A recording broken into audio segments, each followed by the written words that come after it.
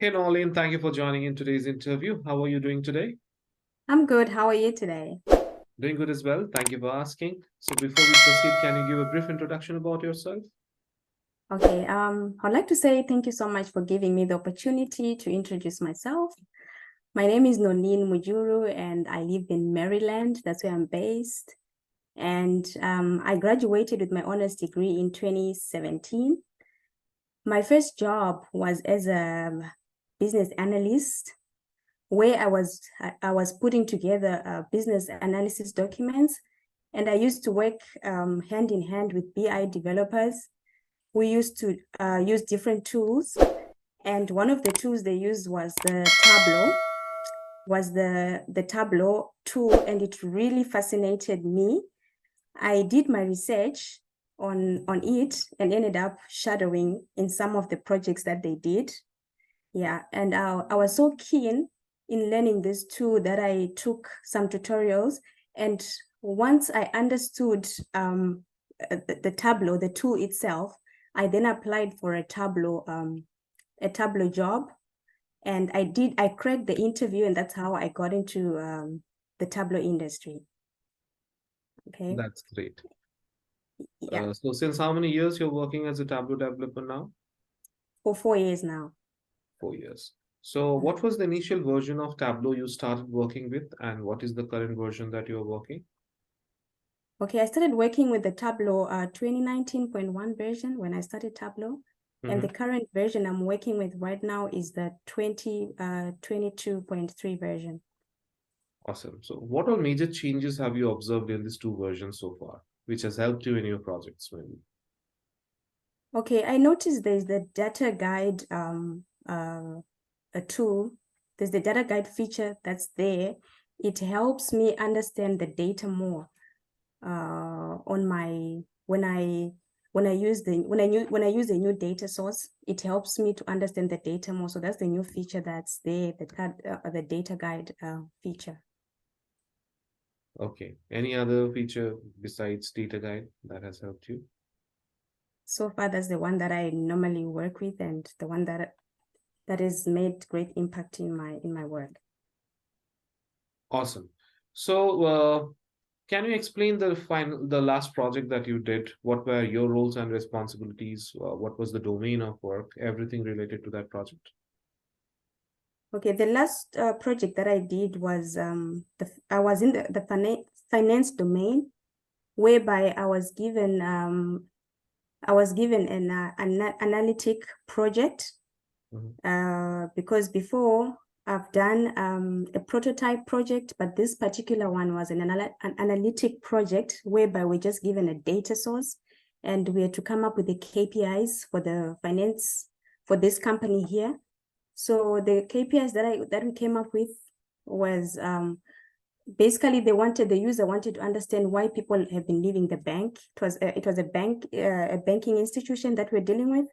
So they wanted to analyze why people are leaving the bank, how the total number of people exiting the bank, the number of people who have been retained, and the number of people who've actually exited the bank. So I had to build the KPIs for this company. So what I did when I was doing the project, I when I was doing the project, I had to understand the data that we were given because it was just the data source that we were given. So I went on to, through understanding the data, that's when we came up with the KPIs.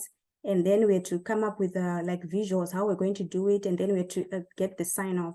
So what we did as a whole with my team, we would have, we used the management style called Agile, Mhm. whereby we did the what we call sprint planning. So this was like my team, including our project manager. We did the sprint planning where we had to come up with the duration, how we're going to tackle this project, how long it was going to take for us to do certain things. So through doing that, we'd have our daily calls, which we used to call the Scrum calls, and would do them with our project manager, where we would discuss blockers, if there are any blockers that would be there. And then if there are blockers that are there, would quickly discuss about them, and our project manager would quickly would give more attention to those things because we wanted to be able to deliver this project on time. And then so with our Scrum calls that we're having every day, after doing that, we then went on to our sprint review, where we would review what we have done, what we have covered so far in terms of the duration time that we had given this project, what we have done and what we did not manage to do due to blockers. The things that we did not manage to do were due to blockers that were there. So we discuss those things. And then after doing that, we'll do the retrospective sessions where we discuss any new innovations concerning the project that we're doing. It could be an innovation. Maybe we came up with a different type of visual, something interesting, or something good that we did regarding the project that we were doing. And then, so basically that's what we did. And also the management flow that we're using, we used the Jira management flow that we used, whereby every time a requirement used to flow in, it would come in backlog and would check on our Jira board every day and discuss about it. Or also if there are any tickets that would come up, would also see them on the Jira board, and then would have meetings and discuss about them. Yeah. Okay, very good. So that was all about the project management flow. Can you discuss a little bit about the KPIs that you mentioned, that you were doing the churn analysis of the bank, maybe wherein you were analyzing why the people were leaving the bank. So what all analysis did you do in that project, and how did it help the organization to actually figure out that this might be the reason due to which the customers might have been leaving the bank? Or what measures did the organization take after you did all those analysis, which might have helped them to retain some? Okay, so what I did when I was doing the project, I did because the user, they wanted to see, to understand the current year and the previous year. They wanted to see like the trend that was there between the current year and the previous year. So what I did a dynamic parameter, which helped the user to analyze the previous year and the current year. And then I went on to do the tooltip chart, where the user wanted to see also the trend of the gender, that's the female, and the male who were doing transactions. So those are the things that helped the user to analyze what was really going on, and what made people move from the bank, and what made other people stay in the bank. But mainly it was like understanding the current year and the previous year. Okay. So if I give you a problem statement, like if I have to analyze the current month of this year with the same month of the previous year, how are you gonna do that? Current month of the previous year and current month. Current month, so if I consider December, so December of 2023, if you have to compare with December of 2022, how will you do the comparison, or what is the logic that you will write? I'll just do a line chart where I'll compare the previous year in months compared to the current year to date in months. Okay. So, but what is the calculated field that you will create? What will be the formula to get it done? Do you have Tableau installed in your laptop now? Yes, I do. So the formula that I would do, basically I would do the dual analysis. Well, I can compare both the previous year and the current year, but in months. Okay. Fine. Not a problem. We'll explore that later, maybe. So now, as you mentioned about the tooltip chart, right? So how have you used that? That sounds interesting. How have you used your tooltip charts in your projects, or what type of analysis do you actually show in your tooltip chart? So what I did with the tooltip chart, I just used the bar graph whereby the user will just hover over on the chart, and they're able to see the information that I put on the tooltip chart. Okay. So as a 4 years experienced Tableau developer, what are the major challenge do you face now as compared to your means not I'll say as compared initially you might have been facing lots of challenges, but now what is the major challenge that you think that you face on a daily basis? It's how big the data is. The data is I mean, like, it depends how large the data is. So to analyze the data, the challenges that sometimes I get is that sometimes the user, because we're doing the analytic project whereby you're just given the data set, so you need to figure out so many things on that data. So sometimes the data has got a lot of junk, or sometimes it doesn't really make sense. So you would need to continuously have meetings, have calls with the user so that you understand it in order to come up with the proper visuals that the user will be able to analyze, and that they'll be able to use in their organization. So what's your approach as soon as the data is given to you? What is your approach in terms of analyzing the data? Is to find out if the data makes sense, if there are any duplicates, there's any junk. Normally, if it's making sense, so that I'm able to come up with something that the user is able to understand. So basically, it's understanding the data itself. If there are no duplicates, like I said before, and if it's making sense. So it's basically that. So since you mentioned about duplicates, so normally where do you handle the duplicates? Do you handle at the Tableau level, or do you handle at the data source level? Means with at the data source. At the data source level. Okay. So what are the different types of data sources you have used so far? Or the type of data sources that I've used so far, there's the Excel, there's the SQL, Oracle, the different types of data sources that I've used. Okay, so can you write a query? Maybe you can share your notepad. Can you write a query to handle duplicates? What is the query that you will write to ensure that you are able to retrieve the duplicates and then remove it?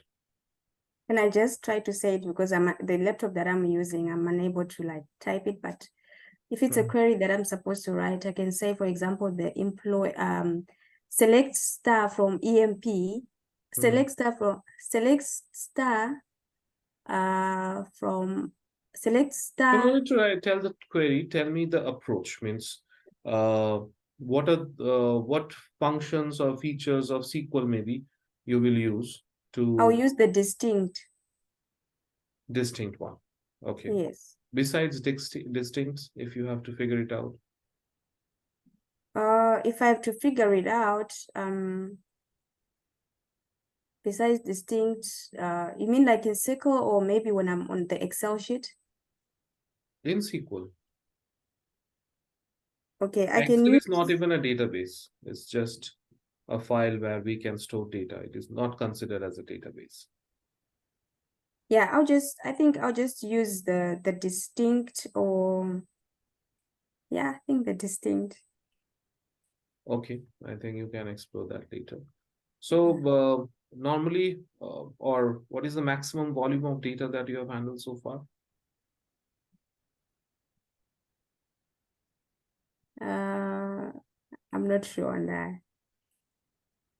Okay, so do you know, have you ever worked on schemas? Yeah, I have worked on schemas. Yes, Do I you have. understand, do you understand the back end of data, or you are just working on the front end like Tableau? Do you understand how the data flow is created? how the schemas are created, how the pipelines are done? Are you aware of the back end of the data? I'm not really aware of that, but what I know is a schema, it describes the organization and the storage of its data, but I haven't like explored much into it. Okay, not a problem. I believe you have used parameter, as you mentioned, you used dynamic parameter. That's What's the right. difference between a parameter and a filter? Okay, so with a parameter, it's a workbook variable, Mhm, okay, such as a number or date, or date or string, okay, that can be replaced by a constant value, mhm, okay, so that's a parameter. And then and also with a parameter, it's a single select based, unlike a filter. A filter, it's used to it's a way of restricting data, and mhm. it's also a multi-select it's multi-select based, so that's the difference. Okay. So what is the limitation of parameter then that you think? The limitation of parameters, Mhm. it's because it's single select. Unlike with a filter, you can select all, you can select multiple, but with this one, you just have to select, it's a single select. Okay.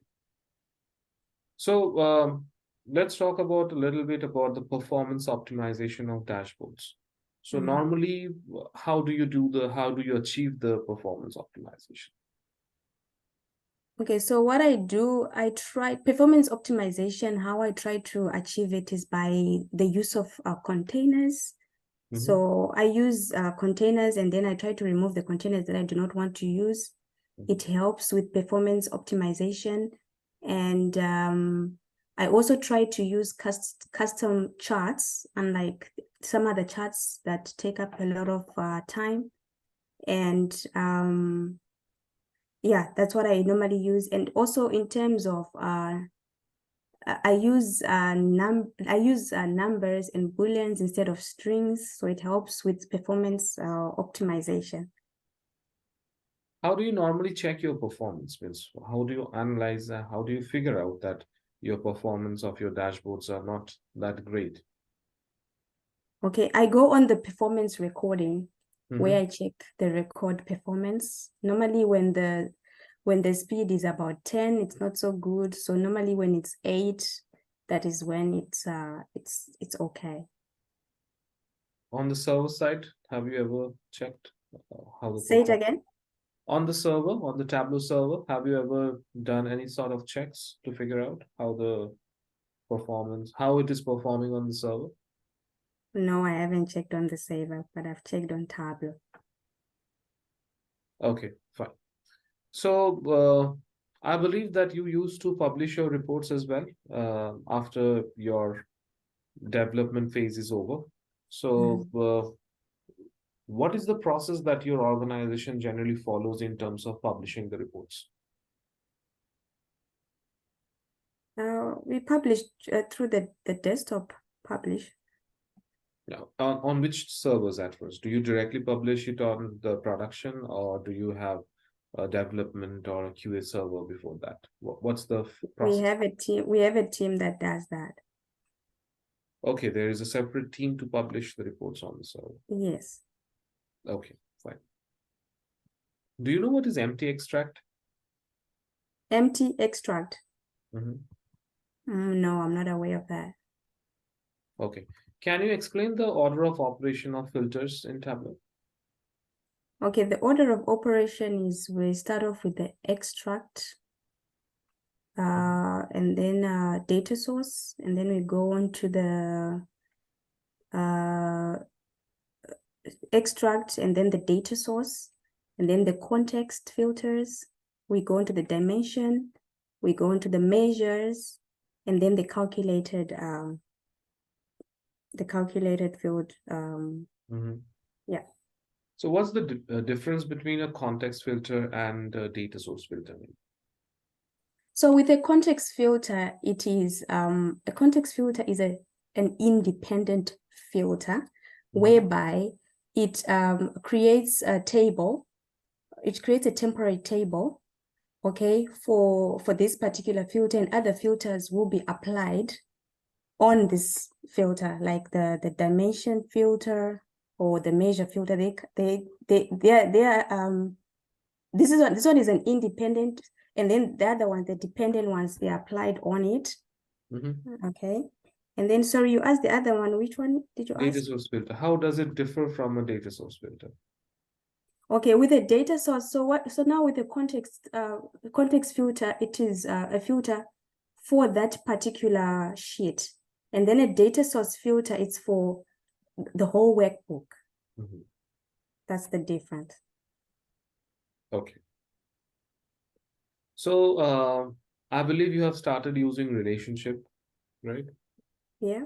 What's the difference between a relationship and a join? Okay, so the difference between a relationship and a join is that relationships are dynamic, okay? It's a way of combining data from multiple tables for analysis, all right? And then with a join, you are joining tables from the same data source. That's a join. Can you explain once again what's join? A join, that's when you're joining tables. You're combining data from at least 2 or more tables, but using the same data source. From the same data source. Yes. You're joining 2 or more tables using the same data source. We can do that using relationship as well. Then why will you go for a relationship and why not join? So now with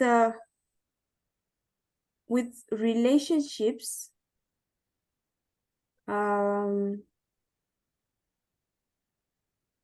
okay, so now with relationships, right? With relationships, it's also because of the calculations that are involved in the relationship, and the primary sorry, I'm not able to like properly No explain problem. It's that. fine. So have you ever done a blend? Yes, I have. So we do have a function, we do have a feature called as cross database join, right? What's that? Cross database join. Have you heard about it? So Mm-hmm. what's the if cross database join is already available, then why we will go for blend and why not cross database join? Okay, so with the cross database join, we are joining from 2 different tables. 2 different data sources. 2 different, yeah, 2 different, yeah, from 2, Joining yeah. will always be on different tables, right? Yes, say it again. If we have to join tables, when we say joining of tables, it's like joining multiple tables, right? Different tables Yes. will be joined. So that's fine. That's the feature why we use join. Though we can do self join as well, but very rare we get that situation. So when you are joining multiple tables, so we are doing the same using blend as well. And blend is capable of handling tables from multiple data sources also, right? So we have cross database join, which is capable to handle multiple data sources as well, as it's similar to blending. But what's the major difference? Why will you go for a blending and not cross database join or vice versa?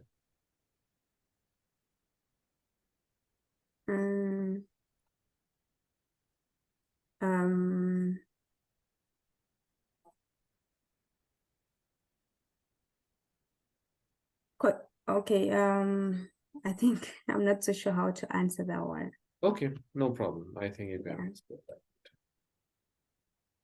So what is the difference between a published data source and an embedded data source? Okay, so a published data source, right? It contains connecting information that is independent of any workbook, right? And can be used by multiple workbooks. And then embedded embedded data source, it contains connection information and is associated with a workbook. Okay. So normally do you go for a, suppose I'll give you a scenario. Suppose I have a published data source available on the server, and I ask you that I have a project work for you, wherein you will have to use that data source. How will you start with your development? Say it again. I have a data source which is published on the server. Okay. Yeah. You have to use the data source which is present in the server, and you need to start with the development phase based on the requirements that I have. So how will you connect it to the server? What are the other things that you will do so that you can work on the desktop level? Or if I have to ask you to make some changes on the data source that you are working in Tableau desktop, how or what are the processes that you will do follow? Would I not use the published data source? You haven't used the published data source yet. Okay. So on the server side, what were your roles and responsibilities on the Tableau server side? Oh, we've got a team that does that in my Tableau server. organization. So you are lucky that you got so many teams to work with. So that's nice. Okay, if I have to ask you to rate yourself out of 5 in terms of SQL, how much will you rate? So out of 5 SQL, because I don't do much of SQL at my workplace, I can rate myself maybe 2 out of 5. Okay. So do you know what are constraints? Yeah, constraints. Yeah, I know what constraints are. Yeah, can you explain, and what are the different types of constraints that we have? Okay. Constraints, it's so when constraints, they're different. What can I say? They're laws or things that will make you not to do certain things. Say, for example, you've got in the human resources, there's a salary for people. So when you do your SQL, right? When you enter information in the table, if the salary exceeds 6,000 and it was set, for example, at 6,000, that's a constraint that you cannot go above 6,000. So there are certain constraints that are there that you cannot override or go beyond or over. They're like restrictions. What are those constraints?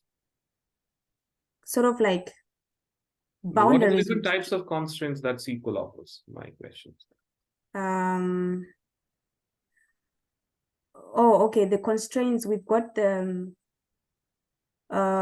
we have the okay, we've got the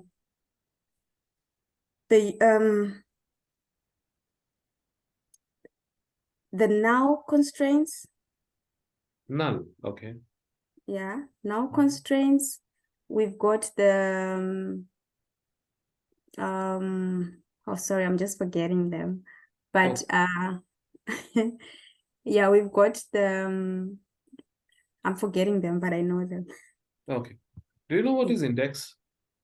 Yes, I know what an index is. So how indexing actually helps us in our day-to-day work? So index helps us when we want to quickly retrieve some data from the table. It's a way of being able to get your data faster. Have you ever used indexing in your project?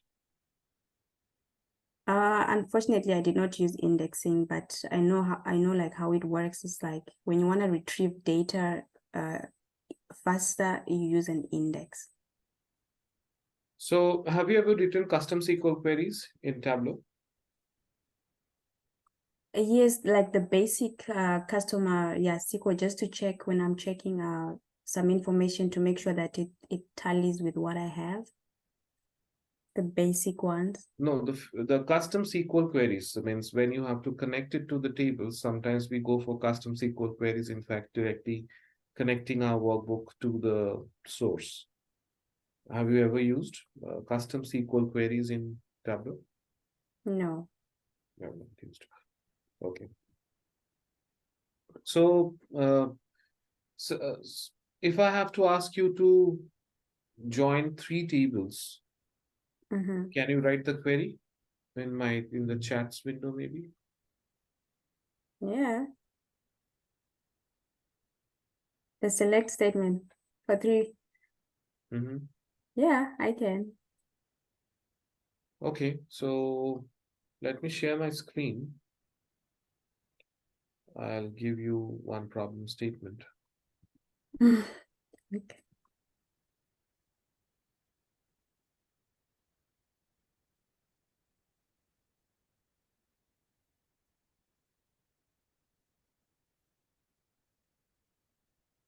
Okay, suppose we have three tables like Mm-hmm. employee table, salary table, location. We have here employee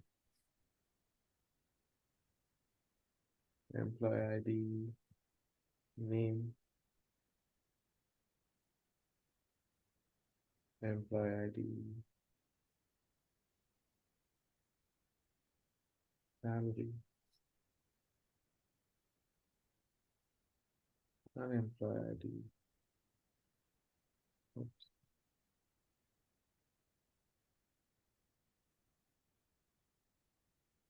location.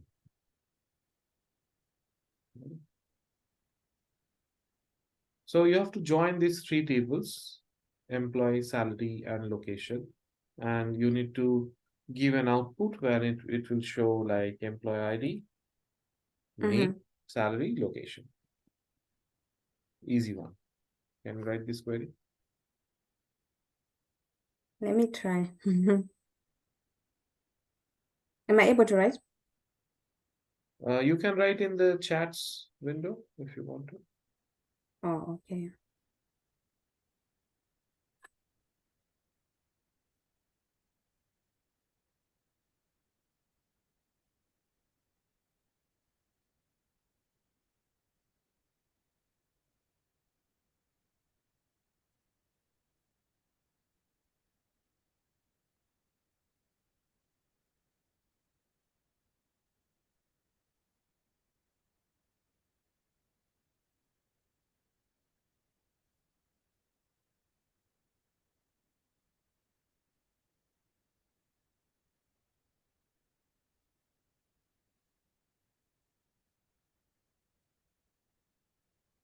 Mm.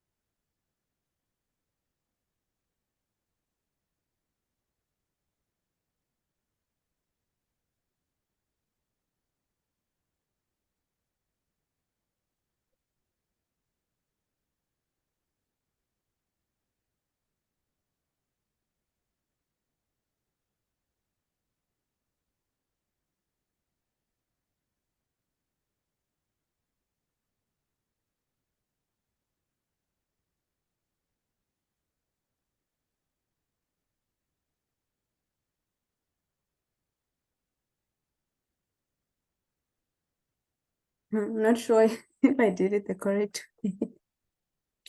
Okay, let me see.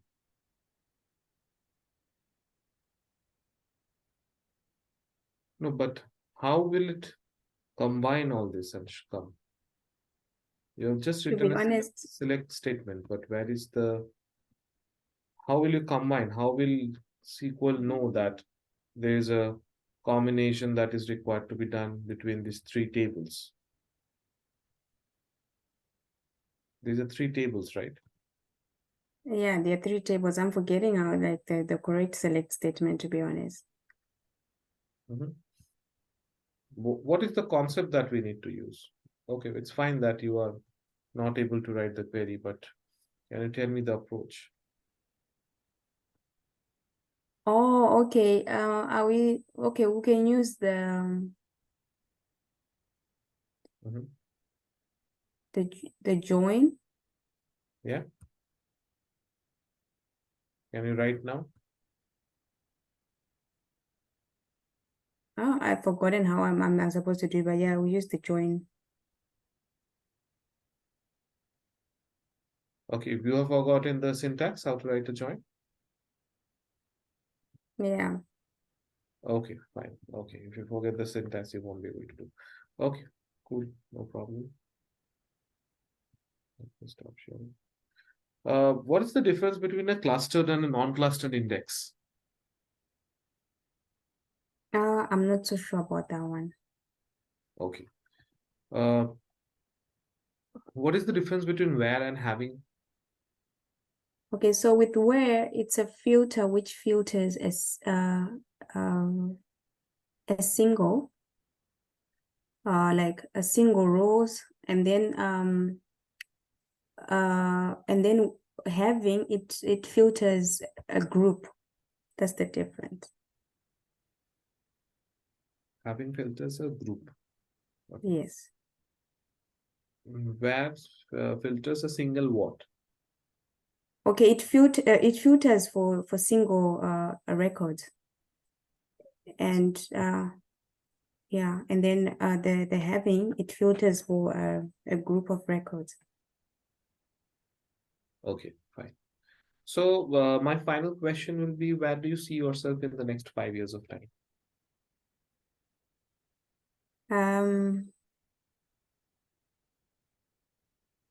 Where I see myself in the next 5 years would be to be a project leader. Having gained so much experience with the Tableau, yeah, I would love to see myself as the project leader, like leading in some of these calls with the users. And yeah, that's what I would love to see where I would want to see myself in the next 5 years. That's great. Okay. Thank you, Nolin, for joining in today's interview. We'll start with the feedback session now.